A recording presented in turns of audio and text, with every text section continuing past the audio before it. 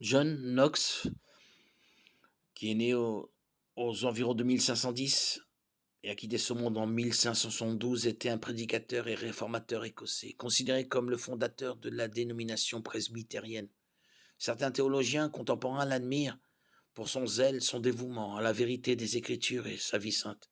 Pourtant, comme sa vie touchait à sa fin, cet homme de Dieu a reconnu ses luttes avec la nature pécheresse qu'il avait héritée d'Adam, Romains 5,12.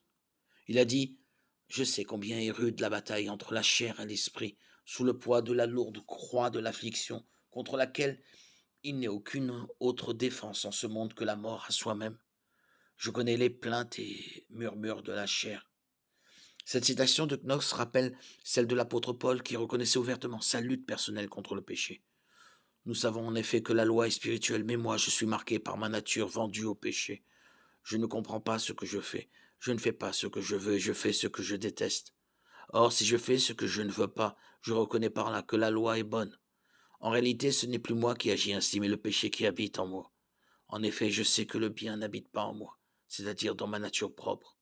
J'ai la volonté de faire le bien, mais je ne parviens pas à l'accomplir.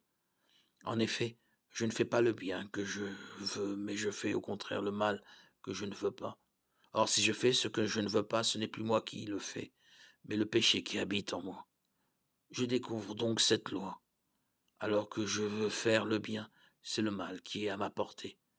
En effet, je prends plaisir à la loi de Dieu dans mon être intérieur, mais je constate qu'il y a dans mes membres une autre loi. Elle lutte contre la loi de mon intelligence et me rend prisonnier de la loi du péché qui est dans mes membres. Malheureux être humain que je suis, qui me délivrera de ce corps de mort. Romains 7, 14, 24. Paul dit dans sa lettre aux Romains que quelque chose dans sa nature propre, qu'il appelle la chair, rend sa vie chrétienne difficile et le tient prisonnier du péché. Martin Luther, dans sa préface à l'Épître aux Romains, commente ainsi l'emploi de ce terme. Il ne faut donc pas comprendre la chair comme seulement liée à l'impudicité. Paul emploie ce terme pour l'homme entier, corps, âme et esprit, avec toutes ses facultés, car tout ce qui est en lui aspire et court après la chair.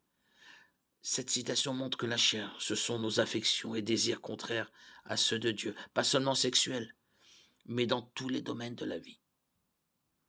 Pour bien comprendre ce qu'est la chair, il faut examiner la définition biblique de ce terme et son emploi dans les Écritures, sa manifestation dans la vie des croyants et des incroyants, ses conséquences, et enfin, comment la vaincre.